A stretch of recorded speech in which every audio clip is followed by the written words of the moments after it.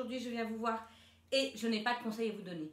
Pas de thème abordé, pas de lettre envoyée. Pourquoi? Eh bien c'est simple, aujourd'hui je vais avoir besoin de vous. Alors n'éteignez pas tout de suite votre ordinateur parce que c'est là que le plus intéressant arrive. Lorsque j'ai ouvert ma chaîne il y a quelques temps, je vous ai parlé de mon projet de MAM. Vous savez, une maison d'assistante maternelle, là où on accueillerait des enfants pour les garder toute la journée. Mais la particularité de mon projet, c'était d'accueillir au milieu de tous ces enfants, des enfants en situation de handicap. Pourquoi?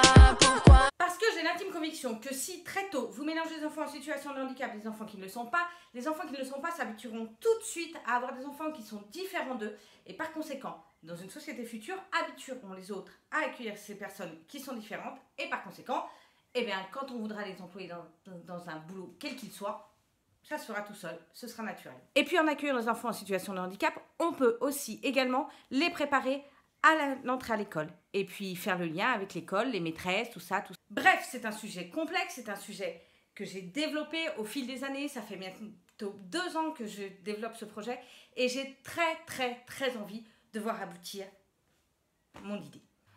Or, il y a quelques semaines, j'ai eu la possibilité de visiter 2 lieux où accueillir ces enfants. Parce que vous imaginez bien, accueillir des enfants dans une maison qui n'est pas la sienne, ça demande quand même quelques petites règles. Or, en une semaine, j'ai trouvé 2 lieux qui pourraient accueillir ces enfants. Et il y en a un qui nous tient particulièrement à cœur.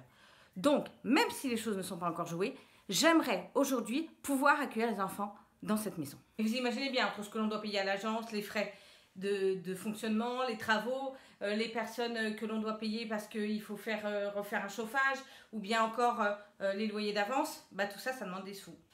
Alors oui les gars, je fais ma gratte-gratte, je suis désolée, je sais qu'en ce moment les trucs de crowdfunding c'est très mal vu, qu'on aille demander des choses aux uns aux autres pour récolter des sous. Je sais que en ce moment c'est pas le bon truc.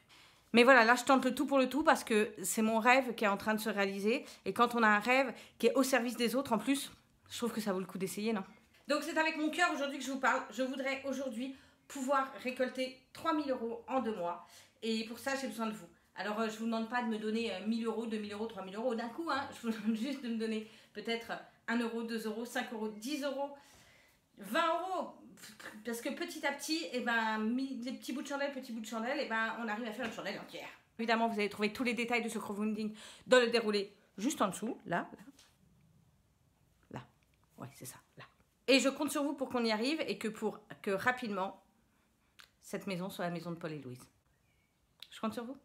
Je vous conseille de me suivre sur la page Facebook de Notices de Parents pour savoir quand le crowdfunding sera vraiment en route parce qu'il est possible qu'il y ait un petit décalage entre cette vidéo et la mise en route du crowdfunding. En attendant, on se retrouve la semaine prochaine avec un thème, les anniversaires. Aussi, je vous donnerai de vrais conseils pour faire des anniversaires vraiment rêver à vos lardons sans pour autant dépenser trop, ou du moins qu'il n'y ait pas Hiroshima dans votre salon. En attendant, je vous fais plein de bisous. Et on se retrouve l'année prochaine. Ah, n'oubliez pas, Notices de Parents, c'est toujours plus clair qu'une notice du suédois. Bye bye.